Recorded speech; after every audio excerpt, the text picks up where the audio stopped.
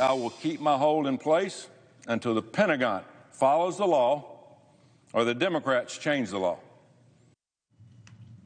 That was Senator Tommy Tuberville last night on the Senate floor, defiant, as the Alabama Republican maintains his hold on over 300 top-level military promotions over the Pentagon's abortion policy. But a group of his Republican colleagues finally had enough, asking him to end the stalemate.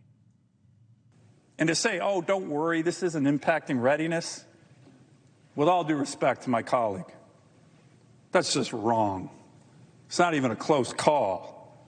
And our military families today are saying, you know what? I don't want my kid serving in the military because they will be used as political pawns. That is dishonorable, and it's abhorrent. Seems like the tipping point here, obviously, is the ongoing war, and then General Eric Smith, the commandant for the Marines, suffered a cardiac arrest. He's in the hospital, and that's what brought these senators, I think, at least, to the assistant commandant is right. There's was just confirmed.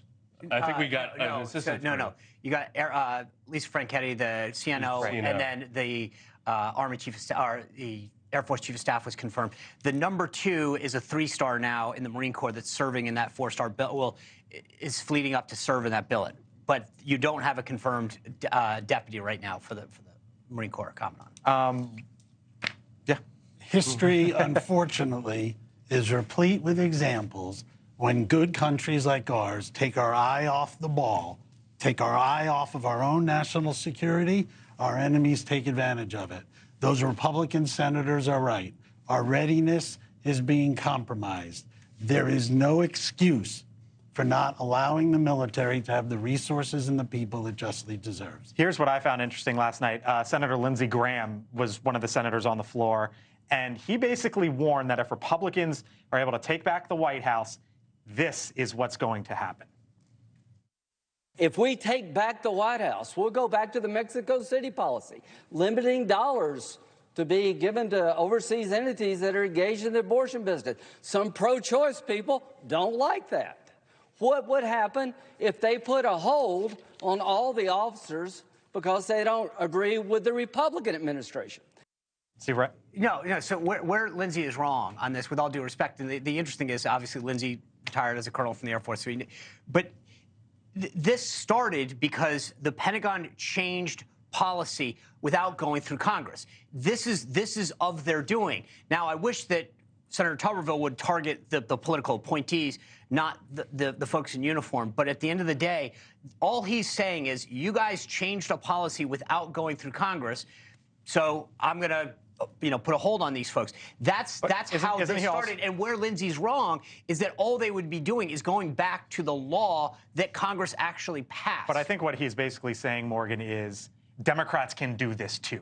Like, if they don't like our policy X, whatever, fill in the blank, Democrats can play this game, and then we're back in this game. It's sort of like what happened on judges, right? Whenever the Democrats changed the rules there, and then all of a sudden when we got all the Trump judges through, everybody sort of maybe had a little bit of buyer's remorse. I think the part where I really agree with Sean is that we should be holding the Pentagon accountable. I think we should be holding the civilian political appointees accountable. These are the ones that made the policy, and it's very easy to put a hold on everybody going into OSD policy, right, or coming in and out. Those are the people that should be penalized, because those are the people that are instituting this policy, which, by the way, is an incredibly bad policy. It wasn't thought through, and I don't even, and I, as a woman in the military, I don't think it's good for women in the military. But may I ask a question? Go for it. Do you think the Republican senators are correct?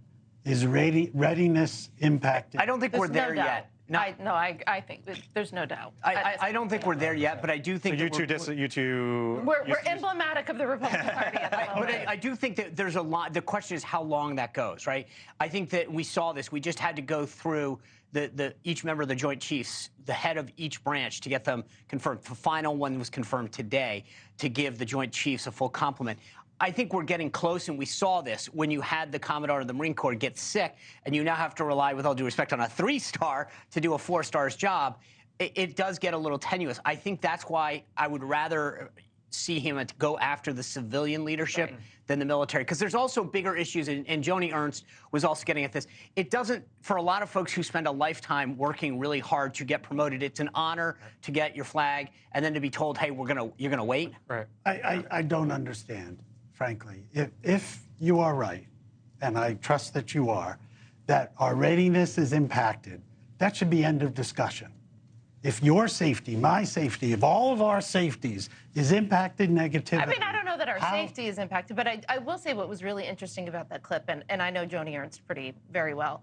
I'll be with her tomorrow, actually. I've never seen her that impassioned. I mean, she's a pretty, she also served, I think, at least 20 years. She's a lieutenant in colonel. the Army, 20, 25 years. She's been in combat. And she's done a lot, really, to focus on making sure that women do not experience sexual harassment in the military.